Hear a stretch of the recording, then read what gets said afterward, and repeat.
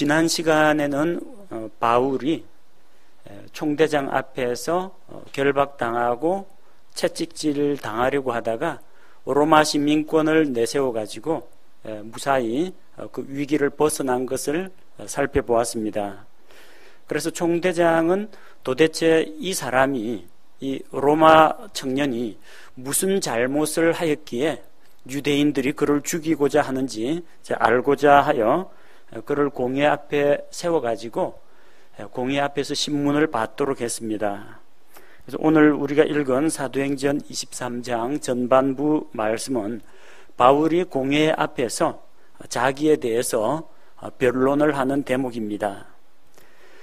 바울이 공회를 바라보며 이야기합니다. 사람들아, 형제들아, 자기 동족들을 부르는 용어입니다. 이 자리에 함께 있는 여러 형제들 여러분하고 부르면서 자기 자신이 지금 이날까지 하나님 앞에서 선한 양심을 가지고 살았다고 증언을 합니다. 선한 양심을 가지고 살았다라고 하는데, 사람이 선한 양심을 가지고 산다고 해서 하나님 앞에서 의롭다고 인정받을 수는 없습니다. 그가 선한 양심을 가지고 살긴 했지만 바울이 하나님 앞에서 아무런 죄도 짓지 않았다, 그런 의미는 아닙니다. 바울은 엄격하게 과거에는 율법의 기준으로 엄격한 율법적인 생활을 했고, 또 예수님을 믿고 난 이후에는 하나님께서 주신 선한 양심, 자기의 신앙 양심에 따라서 살아왔다는 것을 사람들 앞에서 호소합니다. 즉 이게 무슨 이야기냐면, 자기가 지금 이 공회 앞에 불려왔는데 무슨 법을 어긴다든지 아니면 파렴치한 짓을 해가지고 여기에 붙잡혀 온 것이 아니라는 것을 회중들에게 이제 알리는 겁니다.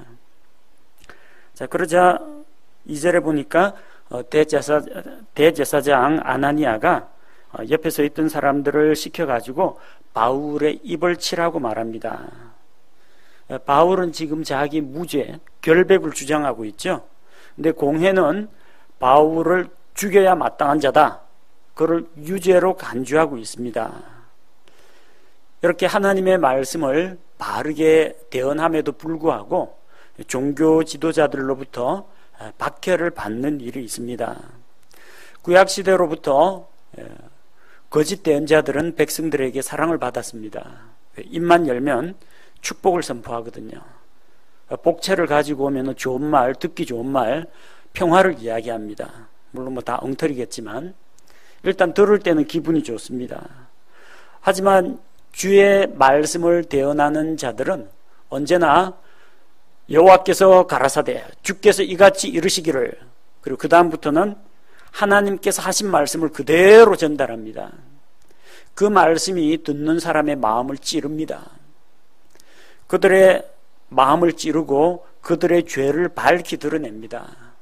그렇게 되면 죄를 회개하고 돌아오면은 다행인데, 오히려 자기 죄가 드러나는 것을 두려워해서 그 앞에서 피하거나 대언자들을 박해했습니다.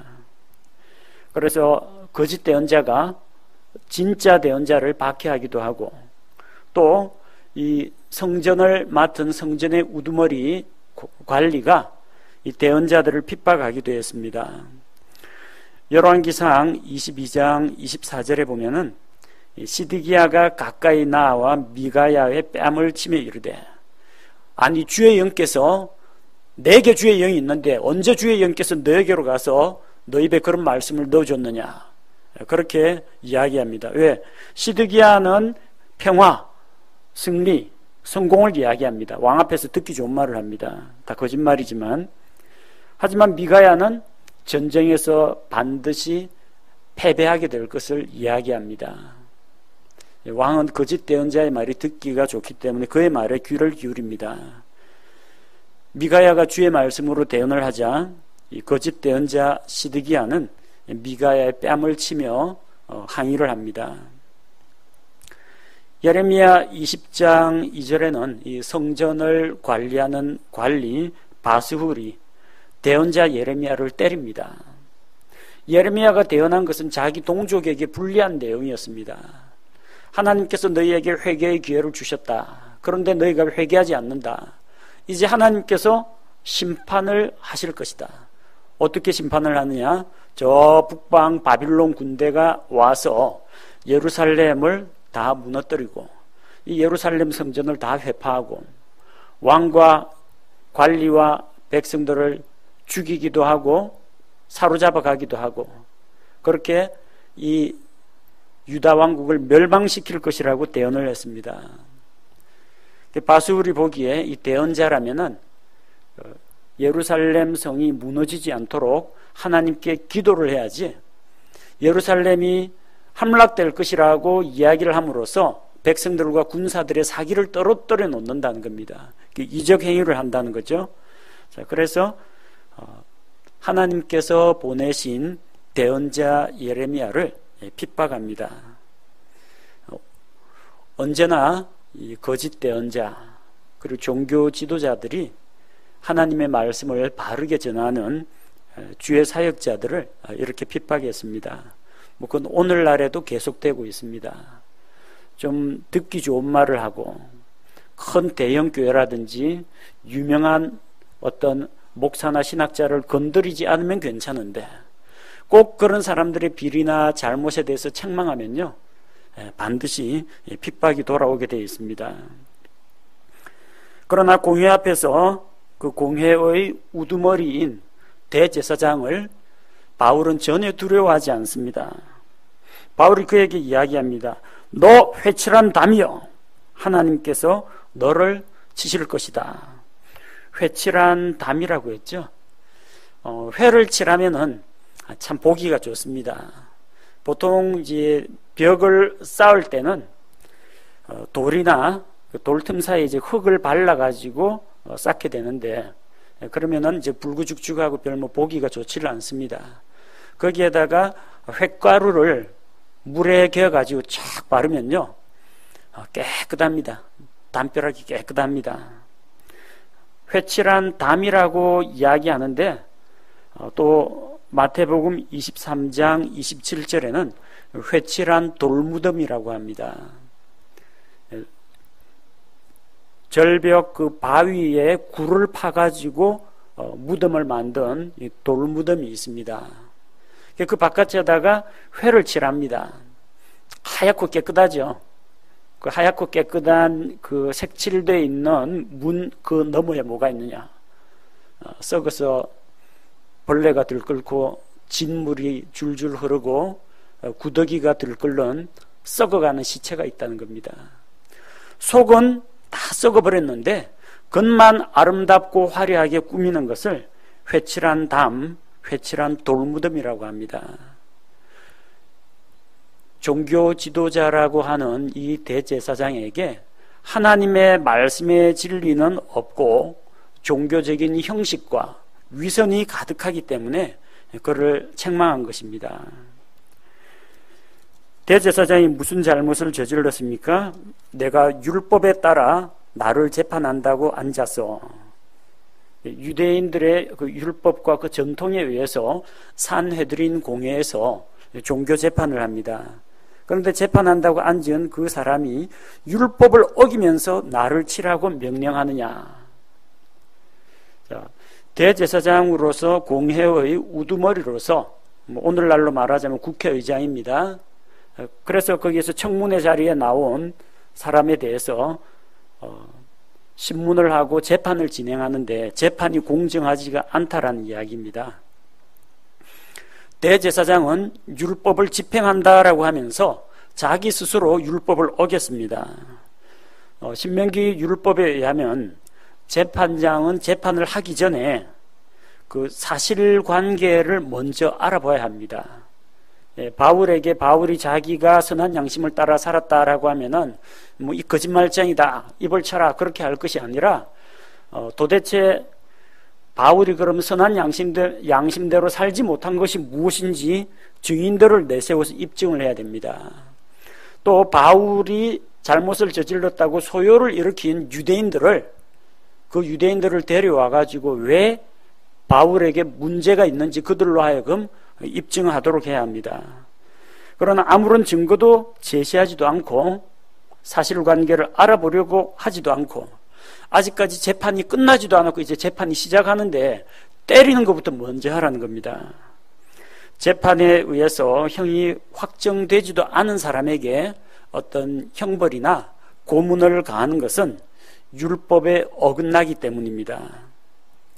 신명기 17장 4절에서 어떤 이가 그 일을 내게 고함으로 내가 듣고 부지런히 물어보았는데 보라 그것이 사실이며 그 일이 확실하여 이스라엘 안에서 그런 가증한 일이 이루어졌으면 소문 듣고 재판하지 말라는 이야기입니다. 누가 그렇게 이야기를 하거든 사실관계를 부지런히 여기저기 다니면서 물어보고 그게 사실이고 확실하다는 것을 이제 알게 되면은 그때 가서 처벌을 하라는 이야기입니다. 잠언 18장 17절에도 자기 사정을 먼저 말하는 자가 옳은 것 같으나 원고가 어떤 사람을 이제 고발을 하면은 처음 듣기에는 그 사람 말이 다 옳은 것처럼 보입니다. 하지만 그의 이웃이 와서 그를 자세히 살피느니라. 다른 목격자나 증인이나 이런 사람이 와서 그에 대해서 변호를 하거나 증거를 제시하거나 그렇게 해서 그 사람의 범죄 유무가 밝혀진다는 겁니다. 지금 대제사장 아나니아는 이 신명기의 율법에 따라서 재판을 한 게 아니라 바울이 일단 유죄라는 전제하에서 일단 때리고 일단 고문하고 그래서 그에게서 자백을 받아내겠다 그런 입장에 있는 겁니다. 자, 바울이 이렇게 당당하게 자기를 치라고 하는 아나니아에 대해서 회칠한 담이라고 이야기하고 하나님께서 너를 치실 것이다. 그리고 율법을 집행한다는 자가 어떻게 율법을 어기면서 재판을 하느냐 이렇게 책망하자 곁에 서 있던 자들 대제사장을 이제 시중 들고 있던 그런 사람들이 내가 하나님의 대제사장을 욕하느냐 하면서 바울에게 항의를 합니다. 잘못은 대제사장이 했는데 대제사장이 저지른 재판의 그런 절차 문제 그리고 율법의 문제는 다 건너뛰고 덮어두고 바울의 말에 대해서 대제사장에게 무례하다 재판장에게 무례하다 하면서 바울의 말에 대해서만 이제 책망합니다. 자, 그때 또 바울이 아주 기발하게 대답을 하죠. 5절에 형제들아 나는 그가 대제사장인 줄 알지 못하였노라. 몰랐다는 겁니다. 모르고 하는 것은 또 죄가 안 됩니다. 대제사장인 줄 알았더라면 내가 그렇게 하지 않았을 텐데 대제사장인 줄 모르고 했다는 이야기입니다. 진짜 몰랐을 것 같아요. 대제사장에게 예수님을 믿는 자들을 붙잡아 올 수 있도록 공문서 작성해달라고 부탁하러 간 사람이 바울입니다. 자기 스승이 가말리엘 율법학자입니다. 웬만한 이 산헤드린 공회에 있는 사람들 바울이 거의 다 안다고 봐야 됩니다. 바리새인 중에 바리새인이요 가말리엘 제자요 대제사장에게 직접 가서 공문을 받아올 정도면 이미 다 얼굴 트고 있는 그런 사이라고 봐야 됩니다. 근데 왜 나는 그가 대제사장인 걸 몰랐다고 하느냐? 대제사장답지 않은 일을 했기 때문입니다. 그가 정말로 대제사장이라면은 재판도 하기 전에 사람을 때리게 하지는 않았을 것이다. 비꼬는 말입니다. 쉽게 이야기하면. 설마요. 진짜 대제사장이라면 나를 때리라고 할 리가 없죠. 저 사람 대제사장 아닐 겁니다. 저도 대제사장 아닌 줄 알고 그렇게 했다는 이야기입니다. 정상적인 하나님의 대제사장 같으면 사람 때리고 그런 거 안 할 거라는 걸 이제 전제로 깔고 돌려서 책망하는 겁니다. 또 다른 이유는 사도 바울에게는 대제사장이 오직 하늘에 계신 예수 그리스도밖에 없기 때문입니다. 예수님 십자가 구속 완성되었습니다. 다시는 더 이상 죄를 위하여 희생물을 드릴 일이 없습니다. 유대인들은 아직도 드리고 있겠지만 예수님을 믿고 구원받은 바울에게는 하늘에 있는 예수 그리스도만이 대제사장입니다. 이 땅에 있는 대제사장은 아무것도 아닌 거예요. 그냥 종교인입니다. 바울은 뒤쪽에 기록된 바 너는 내 백성의 치리자를 비방하지 말라 하였느니라. 자기가 이 말씀을 알고 있다는 겁니다. 백성의 치리자, 백성의 재판관 이런 사람을 비방하면 안 된다는 것을 알고 있었다는 겁니다. 출애굽기 22장 28절에 너는 신도를 욕하지 말며 내 백성의 치리자를 저주하지 말지니라. 이 말씀을 알고 있는데 저렇게 경박하게 율법도 모르고 함부로 사람을 때리라고 하는 사람은 대제사장이 아닐 것이라고 나는 생각했었다. 그런데 진짜 대제사장입니까? 그렇게 됐다면은 미안하다는 이야기입니다. 그래서 대제사장이 대제사장답지 못했다라는 것을 이제 돌려서 비판하는 겁니다. 자, 근데 바울이 관찰을 해보니까 이 산헤드린 공회에 얼굴 보면 나옵니다. 자기하고 똑같이 옛날에 바리새인 생활하던 사람들 한눈에 다 들어옵니다. 이쪽에 앉은 사람은 바리새인, 이쪽은 사두개인. 서로 섞여서 앉지는 않습니다. 갈등이 심하기 때문에 바리새파, 사두개파 이렇게 딱 갈라져 있는 것을 봅니다. 원래 그 산헤드린 공회 안에는 이스라엘의 그 종교 지도자들이 다양하게 참여할 수가 있습니다. 그 중에서 공회의 회장은 대제사장이 맡습니다. 그 다음에 수제사장들이 그 주변에 자리를 같이 하고, 그 다음에 이제 SNF파야 저기 짐 싸들고 저 산속에 동굴로 들어갔으니까 속세를 떠났으니까 없고, 바리새인들하고 사두개인들이 그 이스라엘 율법을 지키는 이 양대 산맥이라고 보시면 됩니다. 바리새인들이 들어가고 사두개인들이 들어가고, 그 다음에 성경 말씀을 필사하고 보존을 하는 그 연구를 하는 서기관들이 참석하고, 또 성경 말씀을 이제 학문적으로 탐구하는 랍비들, 율법학자들이 산헤드린 공회에 들어갑니다. 사람들이 이제 70명이기 때문에 다른 말로 70인 공회라고 부르기도 합니다. 근데 그 당시에는 사두개인들이 대세입니다. 신구약 중간기쯤부터는 아론의 자손 대제사장, 이걸 원래 아론의 자손들만 대제사장이 될 수 있는데 중간에 제사장 제도가 완전히 타락을 했습니다. 이방인들이 침략을 해왔을 때 이방의 집권자에게 뇌물을 줘가지고 대제사장 자리를 돈 주고 샀습니다. 대제사장이 될 수 없는 사람이 돈 써갖고 대제사장이 된 겁니다. 나중에 본전을 뽑아야 되겠죠. 어떻게 본전 뽑습니까? 성전 안에서 원래 매매를 못하게 돼 있는데 장사꾼들을 성전 안에 데려다 놓고 자리세 받고, 또 백성들로부터 수탈을 하고 재물을 가로채고 이러면서 부를 쌓는 겁니다. 누가 그런 일을 했느냐? 재산이 좀 많은 귀족 출신인 사두개인들이 돈 갖고 제사장 직분을 샀습니다. 바리새인들은 꼴 보기 싫다고 우리는 성전에 안 간다. 그러니까 우리는 회당에서 말씀 가르치겠다. 회당에서 백성들로부터 이제 존중을 받으면서 이렇게 율법주의 생활을 하고, 백성들은 어쨌든 명절 혹은 죄 지으면은 성전으로 나아가야 하니까 계속 성전 제사를 드려왔던 겁니다. 그래서 당시에 대제사장 자리는 이 사두개인들이 장악하고 있었습니다. 그리고 사두개인들하고 바리새인들 사이에는 넘을 수 없는 장벽이 있습니다. 바리새인들은 이상주의자입니다. 하나님의 절대 주권을 믿습니다. 그리고 율법을 지킵니다. 경건 생활을 합니다.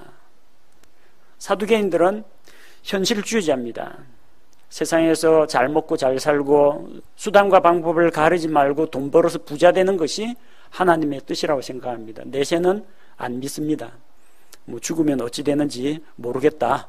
이 땅에서 행복하게 잘 먹고 잘 살자. 이런 세속적인 종교인들이 사두개인들입니다. 그리고 이 사두개인들과 이 바리새인들 사이에 또 치명적인 차이점이 있는데 믿는 바가 다릅니다. 교리 체계가 달라요. 바울이 딱 보니까 한쪽은 바리새인이고 한쪽은 사두개인이고 지금 딱 양분되어 있는 걸 발견했습니다. 그래서 그 앞에서 6절에 보니까 공회 가운데서 외칩니다. 나는 바리새인이요 또 바리새인의 아들이라. 그러면은 사두개인들은 이 비난을 하겠지만 공회로부터 전적으로 환영을 받지는 못합니다. 예수 그리스도만이 뭐 구원자 이거 했다가는 양쪽한테 다 돌맞습니다. 근데 적어도 절반 정도는 자기가 끌어안을 자신이 있습니다. 나는 바리새인이요 우리 아버지 때부터 바리새인이고 내 스승님은 가말리엘 박사님이고 이러면 바리새인 쪽에서 수근수근 하면서 편들어 줍니다. 사두개인들은 죽여라 하고 사두개인들이 죽여라 할수록 바리새인들이 우리 편 사람 지켜야 한다 하고 절반은 건질 수가 있다는 겁니다. 내가 왜 이 자리에 나왔느냐? 죽은 자들의 소망과 부활로 인하여 내가 분례와 신문을 받노라. 거짓말 아니죠? 왜? 예수 그리스도의 십자가 죽음과 부활을 선포하다가 지금 이렇게 붙잡힌 거 아닙니까? 예수 그리스도께서 부활하셨다. 이거 전하다가 잡혔으니까 이스라엘의 소망, 우리 민족의 소망, 죽은 자의 부활, 그거에 대한 소망을 붙들고 전파하다가 내가 이렇게 핍박을 받는다. 그렇게 이야기하자 당장에 거기서 또 교리 논쟁이 일어났습니다. 7절과 8절 바리새인들과 사두개인들 사이에 다툼이 생겨서 무리가 나뉘었습니다. 이제 자기들끼리 싸웁니다. 바리새인들과 사두개인들이 힘을 합쳐가지고 사도 바울을 죽이려고 했는데 이 한마디 때문에 공회 안에서 분열이 일어나서 자기들끼리 다툽니다. 사두개인들은 기적을 믿지 않습니다. 초자연적인 기적, 이걸 부정합니다. 바리새인들은 하나님의 기적을 믿습니다. 그래서 날 때부터 눈을 뜨지 못한 어떤 사람을 이제 고쳐주면요, 바리새인들은 신기합니다. 그거 어떻게 고쳤느냐, 어떤 방법으로 고쳤느냐, 누가 고쳐줬느냐, 꼬치꼬치 캐묻습니다. 기적에 대해 관심이 많습니다. 사두개인들은 고쳐줬다면 안 믿습니다. 바리새인들은 사후 존재를 믿습니다. 사람이 죽고 끝이 아니라 사람 안에 있는 그 혼이 지옥으로 가거나 낙원으로 가거나 죽은 다음에 또 다른 세계가 있다는 것을 믿습니다. 그러나 사두개인들은 사후 세계를 믿지 않습니다. 천사의 존재 부정합니다. 어떤 영의 존재, 영적인 존재, 천상에 있는 천사들이나 스랍들이나 그룹들이나 이런 존재들에 대해서 인정을 하지 않습니다. 그리고 바리새인들은 몸의 부활을 믿습니다. 부활을 믿습니다. 아브라함도 부활을 믿었어요. 자기 아들 이삭을 죽일지라도, 하나님께 희생물로 드릴지라도 하나님께서 다시 살릴 줄로 믿었습니다. 죽이는 척한 게 아니라 이삭을 죽이려고 했죠. 죽은 자 가운데서 다시 돌려받았다. 히브리서에서 그렇게 이야기합니다. 부활에 대한 소망이 있었습니다. 욥도 부활에 대한 소망을 가지고 있었습니다. 자기가 죽어서 내 몸, 이 육체, 내 몸에 있는 내장기관들을 벌레가 다 갉아먹을지라도 구속자께서, 나의 구속자께서 후일에 땅 위에 서실 것인데, 예수 그리스도의 초림이 아니라 지상재림입니다. 그분께서 땅 위에 서실 때 구약시대 성도들이 부활해서 내가 육체 안에서 그분을 배울 것이다. 몸을 입고 주님을 만날 것이다. 욥이 그렇게 고백했습니다. 핸델의 메시아에 나오는 내 주는 살아계시고, 바로 그 곡이 욥기 19장을 배경으로 하고 있는 찬양곡입니다. 부활에 대한 확신이 있었습니다. 개역신경에는 내가 육체 밖에서 하나님을 보리라 그렇게 되어 있어요. 육체 밖에서, 육체는 이미 썩어 없어졌고 공중에 무슨 영적인 존재로 헛개비 같은 게 떠다니면서 하나님을 볼 것이라고 했는데, 킹제임스 성경은 육체 안에서, 벌레가 분명히 다 먹었다고 했는데 육체 안에서, 몸이 부활하기 때문에 육체를 입고 몸의 부활을 경험하고 주님을 만난다는 겁니다. 구약시대 수많은 사람들이 실제로 이런 부활 사건을, 죽은 자가 다시 살아나는 사건도 경험했고, 예수님께서 지상 사역을 할 동안에도 회당장 야이로의 딸 나인성의 과부의 독자, 베다니 마을의 나사로, 이런 사람들을 살리는 일을 했습니다. 그리고 마지막 때 주님 다시 오실 때, 그때 죽었던 자가 영화로운 몸을 입고 부활하는 것, 이것을 바리새인들은 믿고 있었다는 겁니다. 하지만 사두개인들은 그걸 믿지 않았습니다. 예수님께서 고난주간에 예루살렘에 올라가셨을 때 사두개인들이 예수님을 찾아와서 시험을 하죠. 우리가 칠형제가 있는데 마지가 아내를 얻었는데 후사를 얻지 못하고 맏형이 먼저 죽었습니다. 둘째 형이 형사취수제의 그 원칙에 의해서 형수하고 결혼을 했는데 또 아이를 얻지 못하고 죽고, 셋째도 그렇게 하고 마지막에 7째까지 다 한 여자를 취했습니다. 나중에 부활하면 그 여자는 누구 아내가 됩니까? 사두개인들은 이제 부활이 없기 때문에 이런 난처한 비윤리적인 그런 상황을 가정해 놓고 예수님께 질문을 한 겁니다. 그래서 부활이 없다고 말하는 사두개인들이 이런 함정 질문을 던진 겁니다. 예수님께서는 부활한 자들은 이제 결혼하지 않는다. 왜 결혼을 하느냐? 결혼을 하지 않으면 다음 세대를 얻지 못합니다. 죽습니다. 인류가 멸종돼 버립니다. 그러나 부활의 몸은 죽지 않기 때문에 이런 생식을 통해 가지고 차세대를 낳을 필요가 없다는 겁니다. 숫자가 줄어들지 않아요. 안 죽습니다. 늙지 않습니다. 쇠약해지지 않습니다. 그러니까 번식이 필요 없다는 이야기입니다. 그래서 성경을 알지 못하는 사두개인들을 책망하셨습니다. 그렇게 예수님에게 책망을 당했는데도 불구하고 이 사두개인들은 여전히 부활을 믿지 않았습니다. 그래서 바울이 내가 부활의 소망 때문에 신문을 받는다 하니까 바리새인들은 우 들고 일어납니다. 우리하고 같은 결이다. 사두개인들은 우 들고 일어납니다. 저 우리가 안 믿는 저 바리새파 사람이다 해가지고 저쪽은 죽여라 하고 이쪽은 우리 편 살려라 하고 난장판이 됩니다. 그러자 이제 바리새인 쪽에 있던 서기관들 몇 사람이 일어나서 바울을 변호합니다. 바울이 만약에 어떤 부도덕한 일을 저질렀다거나 아니면 성전에서 하나님을 모독하거나 성전을 파괴하는 그런 일을 했다면 모르겠지만 그게 자기 신앙의 자유, 양심의 자유, 부활을 믿는다고 잡아가두면 여기 산헤드린 공회 가운데서 절반은 똑같이 잡혀가야 됩니다. 자기들도 부활 믿거든요. 그래서 부활을 믿고 전하는 것이 죄가 될 수 없다는 겁니다. 그게 죄라면 여기 바리새파 사람들, 바리새파 산헤드린 공회원도 전부 똑같이 바울과 같은 신세가 돼야 됩니다. 그리고 혹시 만약에 사두개인들은 영이나 천사를 안 믿습니다. 혹시라도 하나님께서 보낸 어떤 영이나 천사가 그에게 계시의 말씀을 주신 거면 어쩌겠느냐는 겁니다. 그러면 너희가 하나님을 대적하는 것이 되지 않겠느냐. 그래서 바울을 해치지 못하도록 합니다. 자, 그래서 이제 큰 아우성이 일어나고 다툼이 생겨가지고 이제 몸싸움, 국회의사당에서 몸싸움 하는 것처럼 양쪽 파에서 이제 서로 싸움이 일어납니다.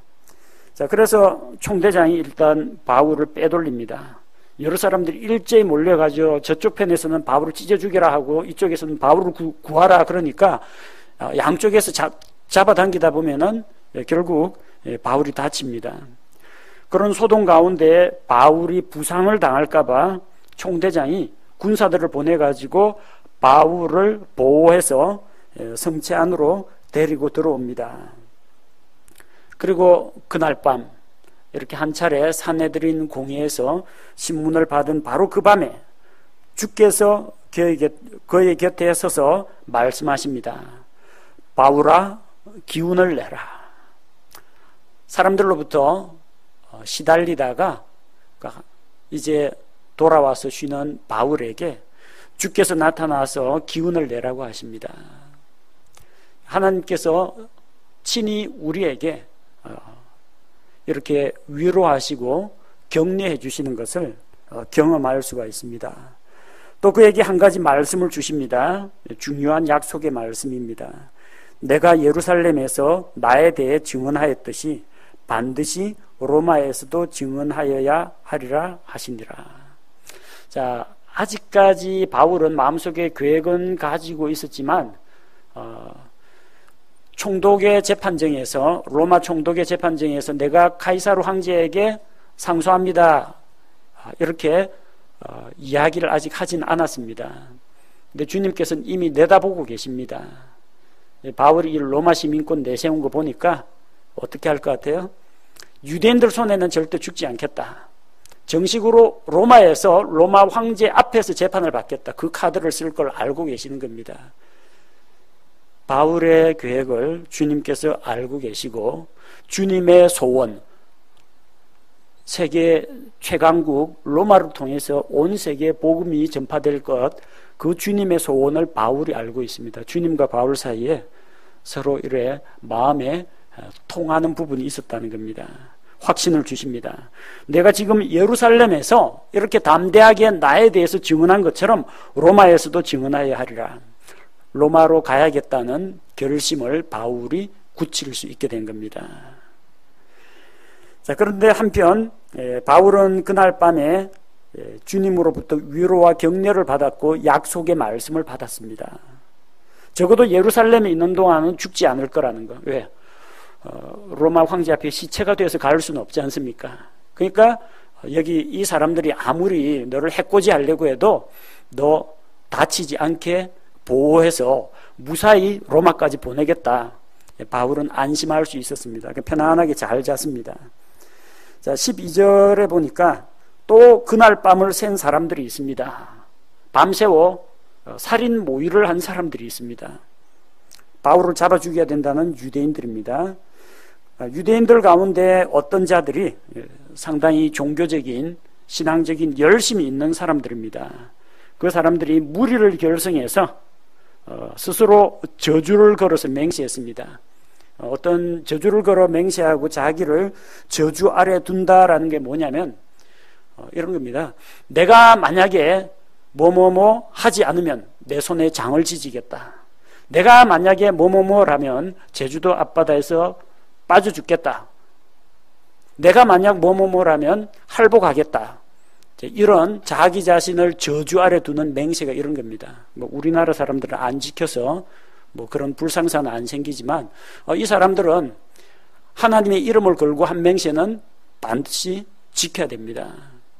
저주 아래 자기를 가두었다는 겁니다. 여호와 하나님의 이름을 불러가면서 사도 바울, 바울을 죽이기 전에는 내가 먹지도 마시지도 않겠다는 겁니다. 그래서 이 음모를 꾸미고 바울을 죽이고자 하는 그 음모에 가담한 자가 40명이나 된다는 겁니다. 40명이 넘습니다. 그래서 그들이 수제사장들과 장로들을 통해서 우리가 행동파 바울을 죽이는 일을 할 테니까 당신들은 우리 가까이로 재판석으로 불러만 달라. 다시 한번 공회에 오면은 병사들을 말리기도 전에 우리가 뛰어들어서 죽이겠다는 겁니다. 그래서 수제사장과 장로들이 총대장에게 가서 바울에게 좀 더 자세한 것을 물어보기 위해서 필요하니까 공회 앞으로 다시 데리고 나오도록 하라는 겁니다. 그러면은 가까이 왔을 때 바울이 공회 앞에서 지난번처럼 발언하기 위해서 가까이 나왔을 때 그들이 일제히 에워싸고 바울을 죽이겠다는 겁니다. 자, 그런데 이 소식을 바울의 누이의 아들, 그러니까 바울의 조카죠. 조카가 외삼촌 바울이 위기에 처한 것을 이제 알게 되었습니다. 그래서 그 사실을 성체로 들어가서 면회를 요청해서 바울에게 귀뜸을 해줬습니다. 조심하십시오, 외삼촌. 유대인들 가운데 외삼촌 죽이려고 작정한 사람이 40명이 넘는데 전부 다 바울을 죽이기 전에는 먹지도 마시지도 않겠다고 결심한 그런 사람들이 있다는 것을 알려줍니다. 자, 이렇게 한 차례 위기가 닥쳐오자 이 위기 덕분에, 만약 이런 위기가 없었으면 아마 여기에서 계속 공회에 와가지고 그냥 발표하고 들어가고 뭐 이랬을 텐데, 여기 가만두면 안 되겠다 싶어서 총대장이 자기로서는 감당하기 힘듭니다. 왜? 예루살렘 주변이 다 유대인들이에요. 자기는 파견 나와 있는 조그만 소부대만 여기 와 있습니다. 백부장 몇 사람 데리고 와 있습니다. 몇백 명 안 돼요. 그럼 본대는 어디 있느냐? 가이사랴에 있습니다. 가이사랴 항구 쪽에 로마하고 직접 배로 이제 통하는 그쪽에 본대가 있습니다. 총독의 공관이 있습니다. 그쪽에 밤중에 바울을 몰래 빼돌리게 됩니다. 그래서 다음 시간에는 그 부분에 대해서 살펴보도록 하겠습니다. 사람들 가운데는 자기는 법을 만드는 사람이다. 혹은 나는 법을 집행하는 사람이다. 나는 법을 가지고 재판하는 사람이다. 그렇게 법을 다루는 사람들 가운데에도 법을 어기는 사람들이 있습니다. 검사가 법을 어기는 일도 있습니다. 재판장이 뇌물을 받고 법을 어기기도 합니다. 그래서 법을 알고 있다고 해서 그 사람이 의로운 사람이 아니라는 겁니다. 대제사장은 율법을 알고 있습니다. 율법에 따라서 사람을 재판합니다. 그러나 그는 율법을 지키지 않았습니다. 율법에 의하면 재판관은 반드시 양쪽의 말을 다 면밀하게 들어보고 어느 것이 옳은지 그른지 사실 확인을 하고 판단을 내려야 됩니다. 그러나 재판도 하기 전에 먼저 바울을 때리도록 형벌을 가하도록 한 것은 잘못입니다. 유대인들은 자기들은 하나님의 율법을 받은 선민이라고 주장을 합니다. 십계명을 받았습니다. 모세 오경을 받았습니다. 율법의 말씀을 받았습니다. 세상 어디에도 하나님께서 그 자신의 말씀을 맡아서 관리하라고 내준 민족이 이스라엘 민족 말고는 없습니다. 유대인들은 율법을 맡은 자지만 누구나 알 수 있는 10가지 명령, 십계명도 지키지 않았습니다. 십계명에 뭐라고 합니까? 거짓말하지 말라고 했죠. 거짓으로 바울을 고소했습니다. 그들은 거짓말을 했습니다. 그 다음에 또 바울에게서 보다 자세한 것을 물어보기 위해서니까 바울을 데리고 와달라고 말하라고 수제사장들과 장로들에게 거짓말을 시켰습니다. 거짓말해라. 거짓말로 총대장에게 바울을 좀 불러달라. 우리가 자세한 것을 조사할 게 있다. 그 핑계로 데리고 오도록 했습니다. 조사하고 싶은 거 없습니다. 죽이고 싶은 것만 있지. 거짓말했죠. 그 다음에 살인을 계획했습니다. 십계명에 살인하지 말라 분명히 나옵니다. 유대인들 잘 아는 율법입니다. 율법을 알지만 자기들은 율법을 안 지킨다는 겁니다. 이게 그 당시 이스라엘 사람에게만 해당되는 게 아니라 오늘날 대한민국에도 똑같이 적용되는 문제입니다. 우리 역시 이런 오류에 빠지지 않도록 조심해야 됩니다. 보통 이 독립침례교회, 줄여서 독침교회라고 합니다. 독침처럼 이제 무섭습니다. 성경 지식이 많습니다. 비판 의식이 강합니다. 대형교회, 목회자 비리, 교회 안에 부정부패 철저하게 비판합니다. 그래서 그 안에서는 우리 교회는 뭐 좀 그런 일이 없지만 대부분 교회 안에서 싸우는 일이 많다고 합니다. 심지어는 목회자하고도 싸웁니다. 이게 옳리 저게 옳리 아무개 목사님 이렇게 말했는데 당신은 왜 이렇게 설명하느냐 이거 가지고 싸웁니다. 남는 게 뭐가 있어요? 지식만 가득하고 교만한 마음만 가득하고 배우는 게 없고 삶의 변화가 없다라는 겁니다. 그런 오류에 빠지면 안 된다는 겁니다. 남을 비판하면서 우리 교회는 괜찮은가?